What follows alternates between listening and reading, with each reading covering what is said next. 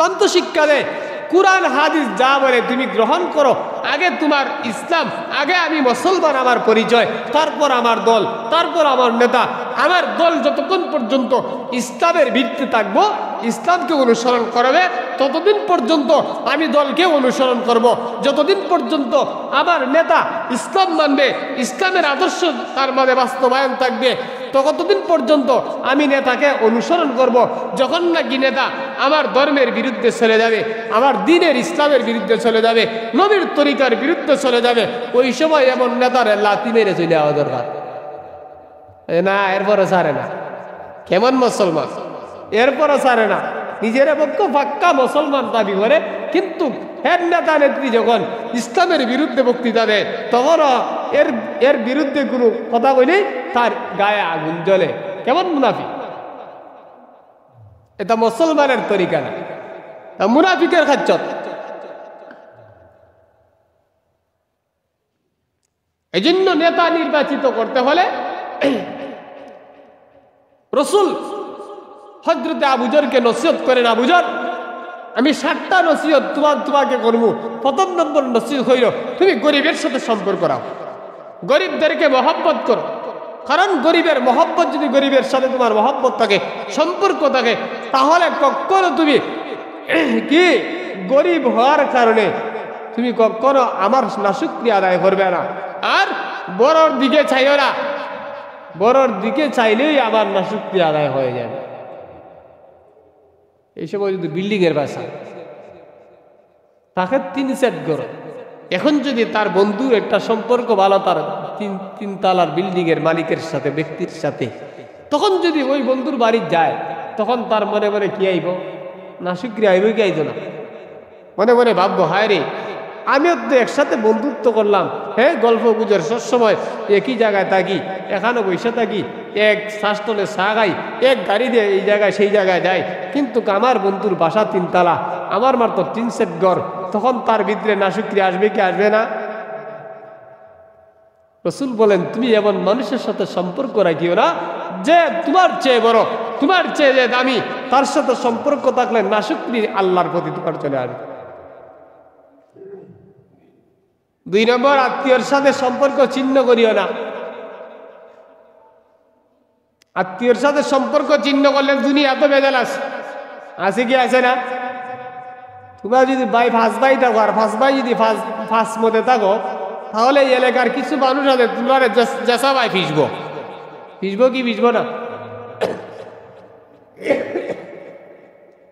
আরশাদ আলী থানভী রহমতুল্লাহ আলাইহি ওনার কিতাবের মধ্যে একটা ঘটনা লাগছে। ঐক্যবদ্ধ যে জাতি থাকে, ওই জাতিরে কোনো মানুষ নষ্ট করতে পারে না, ধ্বংস করতে পারে না। উনি একটা ঘটনা লেখলেন, এক ব্যক্তি অসুস্থ, বৃদ্ধ বয়সে বাপ অসুস্থ, তার 5 সন্তানদেরকে ডাকলেন। ডাকার পরে 5 জনকে বললেন, তোমরা আসছো? জি বাবা আসছি। কি বলবেন? কিছু বলবেন? আগে আমার যে কথাটা বলবো সেই কাজটা করো। বুঝি কি? বুঝি প্রত্যেকেই একটা করে বাঁশের জিংলা কাটতে আনো। কিরে মুরমূর্ষ অবস্থা, এখন আমাদেরকে কিছু নসিহত করব, এই মাল আছে নি, এই মাল কেন্দ্রে আছে, আমরা তো বুঝকার ভাষায় না নি। যখন মা বাপ মরে যাবি গিয়া, ওই সময় যদি ডাকে আর সন্তান আদিদেরকে ডাকে, তখন একদল সন্তান আদি, লুবি সন্তান আদি, ইটা খালি তুকায় ভাবে নি, কয় হেন্দি 5 লাখ টাকা আছে আমার, কয়নি হেন্দি আমার একটা বেজাইলিয়া জায়গা আছে, এটার মধ্যে আমি কিনে আনছিলাম, তুকায় কি তুকায় না? সন্তান আদি কয় কিরে অন্য কোনো নসিহত করে না, জিংলা আনতাম ব্যাপারটা কি? এরপর আনছে শেষ মুহূর্তের নসিহত। 5 জনে 5টা জিংলা নিয়ে আসছে। আসার পরে 500টা জিংলারে ওনার হাতে নিলেন। নেওয়ার পরে 5টা জিংলা এখানে বাঁধলেন। বাঁধার পরে এক সন্তানের হাতে দিলেন। দেওয়ার পরে বলছে, এখন 5টা জিংলা এখানে করছি, তোমরা বাঁধো। সবাই চেষ্টা করে, কেউ পারে না। 5টা জিংলা বাঁধতে পারবে এখনো, যত শক্তিশালী হোক। 500 জন ব্যর্থ হইলেন। তখন বাবা তাদেরকে নসিহত করলেন, আমি ওই জিনিস দ্বারা তোমাদেরকে আত্মীয়তার সম্পর্ক ছিন্ন না হওয়ার জন্য, সম্পর্ক বজায় রাখার জন্য এই প্র্যাকটিক্যালটা দেখাইবার চেষ্টা করতেছি। যদি 2 ভাই, এরপরে উনি 5টা জিংলা পৃথক করলেন, কইরে 5 জনে 5টা জিংলা দিলেন। বুঝলেন, এখন ভাঙ্গ জটপট 1 মিনিট লাগে না, 1 সেকেন্ডে ভেঙে ফেললেন। তখন বাবা তাদেরকে বুঝাইল যে তোমরা 5 ভাই ঐক্যবদ্ধ থাকো, তাহলে বিরোধী দল তোমাদের শত্রু, তোমাদের কোনো ক্ষতি করতে পারবে না। আর যদি 5টা 5 মতে চলাফেরা করো, ইডে এই দল আর হিডে এই দল, হ্যাঁ, ভিন্ন ভিন্ন দলে দেখো, ভিন্ন ভিন্ন ফান্তায় অবলম্বন করো, তাহলে তোমাদেরকে সমাজ অতি সত্বর ধ্বংস করে দিবে। এই জন্য আবার অন্তিম সময়ের নসিহত হইল, তোমরা আমার 5 ছেলে কখনো পৃথক হইও না, সবাই ঐক্যবদ্ধভাবে দেখো। এই জন্য রসুল হযরত আবুজরকে বলেন, আবুজর, আত্মীয়তার সম্পর্ক ছিন্ন করিও না। আত্মীয়তার সম্পর্ক যদি ছিন্ন করো, তাহলে অনেক সময় যারা মশা কামড় দিব, সমাজের ভাষায় কি মশার মতন যেটার শক্তি, ইডে আইসে তোমার কামড় দিব, আঘাত করব। আর যদি ঐক্যবদ্ধ থাকতে পারো, তাহলে একবারে শক্তিশালী লোক তোমার সাথে কথা কইতে একটু চিন্তা করে হইব। রসুল শিক্ষা দিয়ে গেছে যে আত্মীয়তা বজায় রাখো, আত্মীয়র সাথে সম্পর্ক সুসম্পর্ক রাখো। আর আত্মীয়র সাথে যদি কুসম্পর্ক রাখো, ছিন্ন করো সম্পর্ক, তাহলে তুমি যত ধনী হও না কেন, আর তুমি যত ক্ষমতার অধিকারী হও না কেন, জেসা জায়গায় বেজ্জত হয়ে যায়, কোনো সমস্যা নেই। কারণ এক গ্লাস 5 ভাই 5 মতে চলে, বড় ভাই টেকা আছে অথবা ধনী ব্যক্তি, খুব জ্ঞানী ব্যক্তি, এরপরে দেখা সমাজের যে কোনো জায়গার মধ্যে বেজ্জত হয়ে যেতেছে। কারণ বাকি 4 বাইরে লইয়া বিরোধী পার্টি কি করে, আছে কি আছে না সমাজে। এই জন্য রসুল বলেন, আত্মীয়তার সাথে সুসম্পর্ক বজায় রাখো। আত্মীয়তার সাথে যদি তোমার সুসম্পর্ক থাকে, হ্যাঁ, সুসম্পর্ক থাকে, তাহলে এই আত্মীয়রে, তোমার আত্মীয় স্বজনের মধ্যে ফাটল আসবে না, আর কোনো বিরোধী শক্তি তোমাদের বিরুদ্ধে লড়বেও না। তাহলে ইসলাম মানলে শান্তি না অশান্তি? শান্তি। আজকে আমরা ঘরও শান্তি নেই, ছেলে বাবার সাথে ভালো সম্পর্ক না, মায়ার মেয়ে সম্পর্ক ভালো না, একবারে চাচার ঘরের বাড়ি তো পাই নেই। ইডে যদি দূর যায়, দেখা যায় এখন আরো সমস্যা চলে যায়। কিন্তু ইসলাম তো বলে তুমি আত্মীয়র সাথে ভালো সম্পর্ক রাখো। কারণ আত্মীয় শুধু নয়, পাড়া প্রতিবেশীর সাথে সম্পর্ক ভালো রাখো। আত্মীয় তো আছে, আমার প্রতিবেশী সবচেয়ে ভালো ওই ব্যক্তি, সবচেয়ে, হ্যাঁ, রসুল বলেন ওই ব্যক্তি সবচেয়ে ভালো যার হাত এবং মুখ থেকে, হ্যাঁ, হাত এবং মুখ থেকে পাড়া প্রতিবেশী নিরাপদ থাকে। এখন প্রতিবেশী যেই হোক, মুসলমান হোক, হিন্দু হোক, বৌদ্ধ হোক, খ্রিস্টান হোক, আমার প্রতিবেশী, তার সাথে আমার সম্পর্ক ভালো রাখা প্রয়োজন। ইসলাম কাউকে অন্যায়ভাবে আঘাত করার কথা বলে না। এক যুদ্ধের মধ্যে হযরতে আলী এক যুদ্ধের ময়দানে গেলেন, দুজনকে ডাকলেন। ডাকার পরে রাগে যদি কাউকে মারা হয়, তাহলে এটাও অন্যায়, গুনাহ। বেঈমান কাফের হযরত আলীর মুখের মধ্যে থুতু নিক্ষেপ করে দিলেন, হযরত আলীর রাগ বাইরে গেলেন। হযরত আলী জানে, মাসালাও জানে, রাগে কাউকে মানলে পরে যে গুনাহ হয় হযরত আলী জানে না। হযরত আলী জানলেন, জানার পরে জানে তখন সে যখন তার উপরে থুতু দিয়েছে, এরপরও মাটিতে পাশাইয়া তার কাছ থেকে বলতেছে যে আমি ওই মুহূর্তে তোমার গায়ে আঘাত করতে পারি না, যেহেতু তুমি থুতু আমার মুখে দেওয়ার কারণে আমার রাগ চলে আসছে। আমার নবীর শিক্ষা, মানুষকে রাগে কাউকে আঘাত করা নিষেধ। ইহুদি বলে, ব্যাপারটা কি, আমি এত আঘাত করলাম, তারে তোমার একটা অসম্মানী সেপ দেওয়া, ডাকে কিতা থুতু দেওয়া বালা কাজ, সবচেয়ে খারাপ কাজ। আমরা মনে করি দেখছো তো বড় সাহস, আমার থুতু মারছে। হযরত আলী বলেন যে আমার নবীর শিক্ষা, কোনো মানুষ যদি তোমার সাথে অন্যায় করে, অন্যায় এমন অন্যায় করছে যার কারণে তোমার রাগ চলে আসছে, আর রাগে করিয়া তোমার শরীরের মধ্যে গুসা নিয়ে যদি তারে আঘাত করো, এটা হারাম, সুতরাং আমি হারাম কাজ করতে পারি না।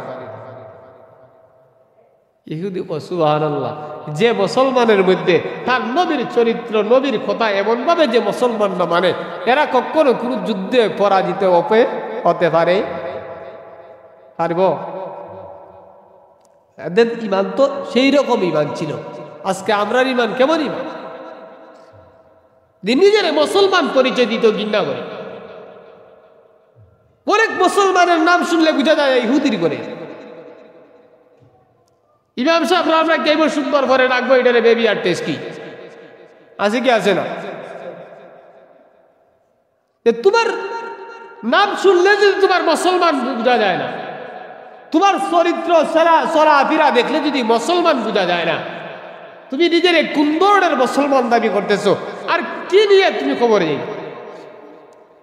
যার কারণে তুমি যে পরকালে গিয়ে মুখ দেখাইতে পারবাই বুঝে আমি মুসলমান, আমি মুসলমানের ঘরের মুসলমান, বুঝে আমি এই নিয়ে আসছি সেই নিয়ে আসছি, যে তোমার আবার তো কিচ্ছু দেখাইবার কি নাই, সিস্টেম হয়ে যায়। নবীর আদর্শ মানো, ইসলাম মানো, তোমার কি স্লোগান দিতে হবে না আমি মুসলমান। নবীর সুন্নত মানো, তখন তুমি সুন্নতে আহলে সুন্নাত ওয়াল জামাত হইবাই। শুধু স্লোগানে আর পোস্টারে আহলে সুন্নাত ওয়াল জামাতের দাবি করলে কাম হবে না। এটা দোকান কি আর বুকাম কি ছাড়া আর কিচ্ছু না। যারা সুন্নত মানে সে সুন্নি, যে রসুলের অনুসরণ করে সে আহলে সুন্নাত ওয়াল জামাত। যে সাহাবায়ে কেরাম আর নবীর জামাতের অনুসরণ করে তারা হলে আহলে সুন্নাত ওয়াল জামাতের অনুসারী। আর নিজের মন গড়া চলে, রসুলের সুন্নতের খবর নাই, শয়তানের পদাঙ্ক অনুসরণ করে খালি পোস্টার আর লিফলেটের মাধ্যমে বক্তৃতা আর মুখের জুড়ে নিজের সুন্নি দাবি করা, এর চেয়ে বড় বুকাম কি নাই? একবার বেহায়া। আজকে তো আমরা সমাজ বেহায়া মুসলমান আছি। নিজে বুঝি আমার নাম আব্দুর রহমান, আমার নাম ইসলাম উদ্দিন, বুঝি নাম কি দা কয় ইসলাম উদ্দিন, কখন কলিমা শাহাদাত চাইতে পারে না, নাম কি দা ইসলাম উদ্দিন। নাম তার সুন্দর আলী, দেখা যায় খালা হাইতলের মতন খালা, নাম কি দাবা আসি কি আছে না সমাজ? আমরা মুসলমান হয়ে এমন বুঝি নামে মুসলমান, খাম সব একবারে বাইরে দেয় ফিটফাট, ভিতরে সব সদরঘাট, ভিতরে কোনো মাল নাই। মুসলমান প্রতি বছর ঈদের সময় গরু খাইলাম আর ঈদের জমাতো গেলাম, ঈদই আমি মুসলমান। মোর তো লজ্জা দেখার প্রয়োজন, নিজেদেরকে লজ্জার বিষয় যে আমি মুসলমান। আমি মুসলমান হইয়া আমার 5 ওয়াক্ত নামাজ আমার কেন মিস হবে? আমি মুসলমান, আমি আমার নবীর উম্মত, আমি রসুলের উম্মত হইয়া আমার কাছে কেন রসুলের সুন্নতের ব্যতিক্রম আমি কেন ইহুদির মতন চলাফেরা করব? তখন তোমার সম্মানের কি দাঁড়িয়ে গিন্দার প্রয়োজন আসলো, হতবাক হয় মানুষ। কি করে দেখছ অমুকের পুরি রাস্তা দেয় আর একবার আত্মজা মৌজা লাগাই আশ্চর্য হয়ে যায়। এই যে কথা আশ্চর্য হইবার কি দে কথা? আশ্চর্য হওয়ার কথা ওই যে অমুকের পুরি কেলে বেহায়ার মতন একবারে ফাতলা দামা হইয়া এই মাঠে আড়তেছে। আশ্চর্যের বিষয় নই দিয়ে, কিন্তু আশ্চর্য হয় যখন একজন মুসলমানের মেয়ে একবারে পর্দা মতে আত্মা মৌজা মুখ একবারে ফুল মতে ডাইকা শরীয়ত মোতাবেক একবারে পর্দা মতে যখন নাকি সমাজে বের হয়, তখন কিছু মানুষ অবাক হয়ে যায়। অবাক হয়ে দেখছ অমুকের ফুরি, অবাক মানে ভাবে যে এটি কি করলো, হ্যাঁ রে তাই এমন মিটের ভিতরে ঢুকলো কিবা? কিন্তু মুসলমানের তো অবাক হওয়ার কথা। তোমার মেয়ে কলেজে যায়, ভার্সিটিতে যায়, একবারে বেফরদা হয়ে যায়, যেসব পুলার সাথে ফিল্ডিং মারতেছে, একবারে বেহার মতন চলাফেরা করতেছে। ওই সময় তোমারে কুকুর বিড়ালের মতন যখন মিলামিশা করে, তখন তুমি মুসলমান হিসাবে তোমার ভিতরে আশ্চর্য হওয়ার কথা ছিল যে আমার মুসলমানের মেয়ে কিভাবে স্কুল কলেজ ভার্সিটিদের মধ্যে একবারে বেহায়া বেফারদার মতন চলতেছে। ওইটা তো মুসলমানের আশ্চর্যের বিষয়। কিন্তু এখন আশ্চর্য হয় যখন নাকি মুসলমানের একটা সন্তান একবারে যুবক বয়সের সন্তান যখন নাকি দাঁড়িয়ে রাখে, বাবা এখনো দাঁড়িয়ে রাখে নাই, তখন সমাজ আশ্চর্য হয়, দেখলেনি অমুকের ছেলে দাঁড়িয়ে রাখছে, এর বাপ এখন দাঁড়িয়ে রাখছে। আশ্চর্য হয় কি হয় না? যেমন মুসলমান আমরা এটা আশ্চর্য হইতো না, এর মধ্যে আলহামদু বলতো, আলহামদু প্রশংসা করতো, বাপ রেখে তখন নসিহত করতো, তুই কি জাত বাপের ঘরের বাপ? হ্যাঁ, এখন পর্যন্ত তোর ছেলের বয়স 15, 16, 17 হয়েছে, দাড়ি যেই উঠছে আর দাড়ি খামায় নাই, দাড়ির মধ্যে কুড় দেয় নাই, আর তুই তার সন্তান হইয়া বাপ হইয়া আজকে তোর বয়স 40 আর সন্তানের মুখোদারি, তোর কি একটা লজ্জার বিষয় না? এই নসিহত করেন। আশ্চর্যের বিষয় হইতে আসলো, ফজরের নামাজে আমি চলে আসছি, আমার ছেলে ঘুমায়, এটা আশ্চর্যের বিষয়। আরে তোমার ছেলেদের ঘুমাই রইল আর তুমি ফজরের নামাজ আইলাই, হ্যাঁ 280 হুপ্পা জাহান্নামের মধ্যে তারা আইলাই কে আইলাই, আর তুমি একা একা ঘর মসজিদের মধ্যে চইলাইয়া হ্যাঁ জাহান্নামের আগুন থেকে বাঁচলাই, ঘরের স্ত্রীরও ডাকলাই না, মা বাপ বইনে ছেলে মেয়েদের কোনো ডাকলাই না, বুঝি নামাজ পড়ো, তারা 8টার সময় উঠতে মরে ধরলে নামাজ পড়ে না পড়ে, এই সমস্ত বিষয়গুলা দেখলে আশ্চর্যের বিষয়টা আছে। কিন্তু আশ্চর্য হয় যে ঘরের মানুষ পরিপূর্ণ মুত্তাকি পরেজগার, তখন সমাজের কিছু মানুষ আশ্চর্য বোধ করে, দেখছ অমুকের ফ্যামিলি দিয়ে সব নামাজ, আশ্চর্য বুঝায়, আশ্চর্য বোধ করে নিজে, অথচ নিজে মুসলমান হিসাবে আমাদের প্রত্যেকের ঘরটা হইতে আসলো ফরদানিশি, প্রত্যেকের ঘরটা হইতে আসলো নামাজি, প্রত্যেকেই এই কিনা ইসলামের সীমা রেখার ভিতরে ঢুকে যাওয়া আসলো মুসলমানের কাজ। কিন্তু কাজ যদি কোনো মানুষ মুসলমানের পরিবেশে যায়, আজ মুসলমানিত্ব আদায় করে, তখন কিছু কিছু মুসলমান নিজেরা আশ্চর্য বোধ করে। এই জন্য রাসূল আকরাম সাল্লাল্লাহু আলাইহি ওয়াসাল্লাম সাহাবায়ে কেরামদেরকে নসিহত করতেন, দিন তাকালে ঈমান তাদেরকে মজবুতির জন্য।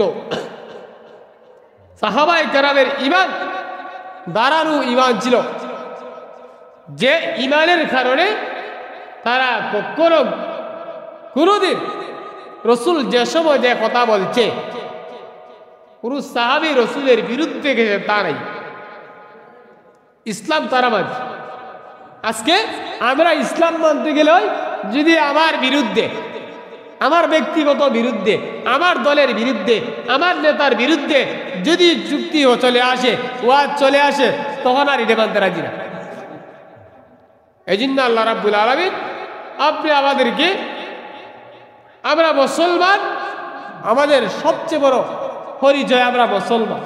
মরলে পরে কইতো না তুই কোন দল করস, প্রশ্ন করব বুঝি তুই বিনা অভিনীত জামাত না খেলাফত না ইসলামী আন্দোলন কইবই তা, বললে পরে হবে তোর রবকে, হ্যাঁ তোর নেতাকে হিসেবে কইতে পারতা না, বুঝি আমার নেতা বঙ্গবন্ধু আর জিয়াউর রহমান এরশাদ চাচা, নেতা ইডে নাই, হিসেবে নেতার নাম কি দা? তুমি মুহাম্মদুর রাসূলুল্লাহ তোমার নেতা, তোমার সবচেয়ে বড় নেতা। তুমি যদি পরিচয় দিতে পারো, আজকে দুনিয়ার জগৎ যদি নাস্তিক মুরতাদের তরিকায় ধরো, আর মরলে পরে নবীর নাম কইতে পারবা? সম্ভব না। নাস্তিকের পিছিয়ে ঘুরাইবা আর মইরে পরে বুঝি জব দিলাইবা, বুঝি আমি মুহাম্মদুর রাসূলুল্লাহর সঙ্গী, আমি রসুলের উম্মত, কখনো সম্ভব না। এই জন্য দুনিয়ার জিন্দগি একবারে ক্ষণস্থায়ী জিন্দগি আর চিরস্থায়ী জিন্দগি আখিরাতের জিন্দগি। আখিরাতের জিন্দগির সুখ আয় শান্তি পেতে হলে নিজেকে আল্লাহর হুকুম আর নবীর তরিকা ঠিকমতো মাইনা যদি যাইতে পারো, তাহলে আখিরাতের শান্তি পাইবা। নতুবা দুনিয়ার কিছু বেড়াগিরি আর ক্ষমতা পাইবা, আখিরাতের শুধু একবারে জরাবা ইয়াজরিবু জরবান সাদিদা, একবারে চূড়ান্ত পর্যায়ের মাইর আর আযাব আর গজব ছাড়ার কিচ্ছু তোমাদের জন্য নাই। এই জন্য আল্লাহ তাআলা আমাদের প্রত্যেককে আল্লাহর হুকুম নবীর তরিকা